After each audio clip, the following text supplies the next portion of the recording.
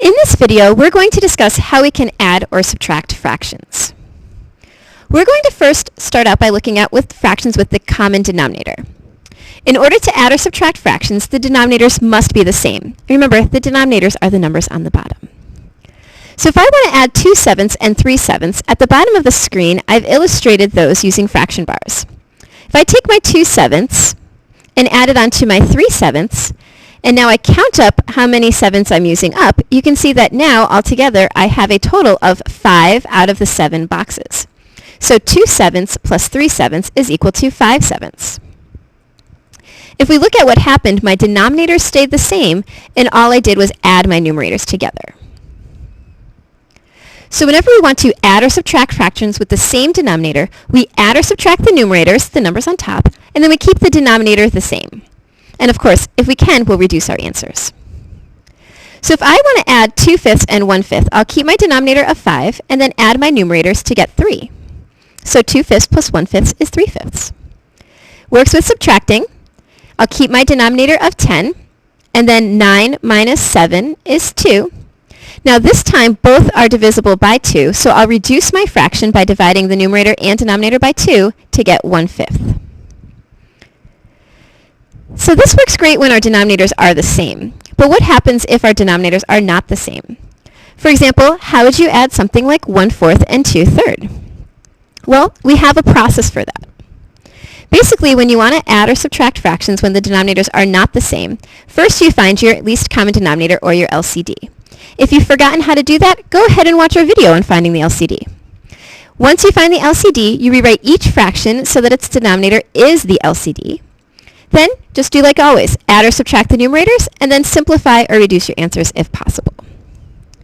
So for my examples, I'm just going to tell you what the LCD is. Again, if you need help on finding them, go and watch our video. For 1/4 and 2/3, if I want to find the LCD, it's 12. So to get 12, I took 4 times 3 to get 12, so I'll multiply my numerator by 3 as well. So 1/4 becomes 3/12.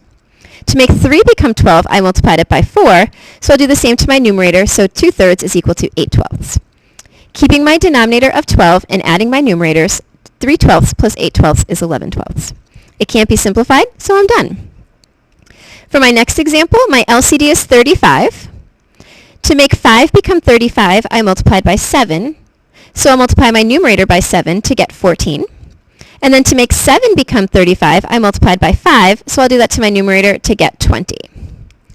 14 minus 20 is -6, and then I'll keep my denominator of 35. Since it can't be reduced, I'm all set. In my last example, my LCD is 36. To make 18 become 36, I had to multiply that by 2. So again, I'll multiply numerator by 2 to get 6.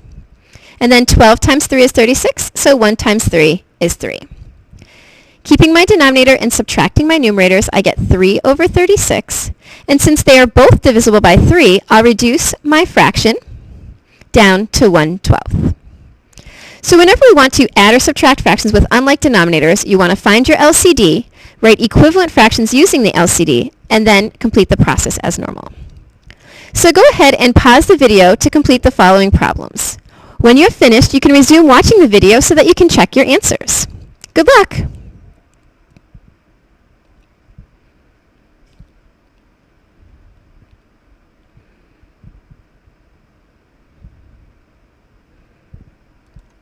I see you decided to come back and check your answers. Great!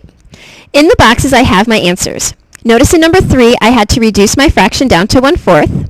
And notice in number 4, I took my improper fraction and wrote it as a mixed number.